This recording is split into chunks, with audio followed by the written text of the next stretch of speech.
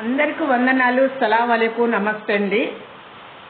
సమాజంలో భూమి, ఆకాశం, సూర్యుడు, చంద్రుడిని నిలబెట్టినాక సమాజం ఈ భూమి మీద కొన్ని జంతువులని నడిపించాడు దేవుడు.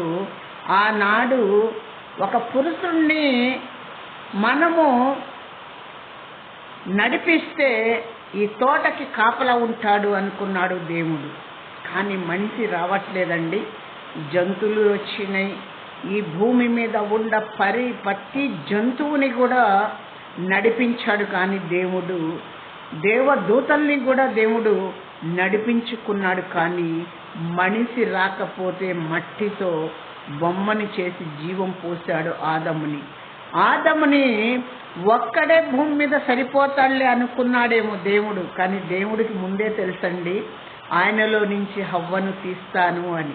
హవ్వని తీసినాక దేవుడు హవ్వని మరి ఆదంలో నుంచి సృష్టి చాలా ఉంటుంది అనుకున్నాడు దేవుడు. ఆ సృష్టి చాలాగానే నడిపించాడు. ఎంత అంటే అంత అవసరం అన్నాడు దేవుడు. ఈ భూమి మీద వర్షం ఎంత అవసరమో, రైతు అంత అవసరం. రైతు ఎంత అవసరమో దేవుడు కరెంటు వాళ్ళు కూడా అవసరమని నడిపించాడు. కరెంటు వాళ్ళు అవసరం అంటే ఇక్కడ చదివించేవారు అవసరం అనుకున్నాడు దేవుడు. చదివించుకునేవారు అవసరం అనుకున్నాక ఇక్కడ ఒక డాక్టరు, ఒక సేవకులు, ఇక్కడ పోలీసు వాళ్ళు, ఒక సైనికులు, ఈ సమాజంలో కూలి పని చేసేవారు, వ్యాపారం చేసేవాళ్ళు, అడుక్కునే వారిని కూడా దేవుడు ఏర్పరచుకున్నాడు. ఇదంతా దేవుడు ఏర్పరచుకున్నదే. ఈ సమాజం బాగుండాలని, చెత్తలాగా ఉండవారుని, ఈ చెత్తని తీసేయాలని మున్సిపాలిటీ వాళ్ళని కూడా ఏర్పరచుకున్నాడు దేవుడు. ఎందుకు తెలుసా? కొన్ని చోట చెత్త భలే ఉంటుంది, కొన్ని చోట మరి కీడు ఉంటుంది. కాబట్టి అంత తొలగిస్తారు వాళ్ళు. ఈ లోకము సమాజం మంచిగా ఉండాలి, మంచి మార్గంలో నడవాలి. చాలా మంది ఎన్నో విధాలుగా కూడా మోసం చేయాలని చూస్తారు. కానీ మోసము ఒక రోజుకి మరణము. ఆ మోసము ఒక రోజుకి 2 మరణాలతో నువ్వు బాధపడతావు.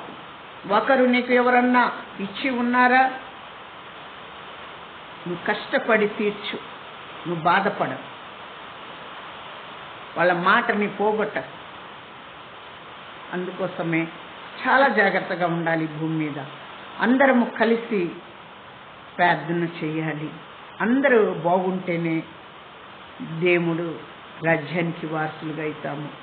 నా దేవా, నా రక్షకుడా, తండ్రి, నీ చిత్తమయ్యా, ఈ భూమి మీద ప్రతి పాత్రను ఇచ్చావు తండ్రి.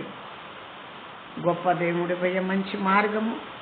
మాలో ఉన్న దేశము, అహంకారము అయ్యా యేసయ్య, కుట్రలు, మానభంగాలు, వ్యభిచారాలు, దొంగతనాలు అన్నీ తీసేసి మారు మనసివయ్యా, నీ రక్షణ పొందటానికి, మంచి మార్గంలో నడవటానికి, సమాధానం పడటానికి ఆశీర్వదించయ్యా తండ్రి. నీ చిత్తంలోనే ఆశీర్వదించండి, బలపరిచి యేసు నామంలో అడిగి వేడుకుంటున్నాం తండ్రి. ఆమేన్. అందరికీ వందనాలు. యేసు నామంలో అందరి కొరకు ప్రార్థన చేస్తున్నాను. మీరు కూడా అందరి కొరకే ప్రార్థన చెయ్యండి.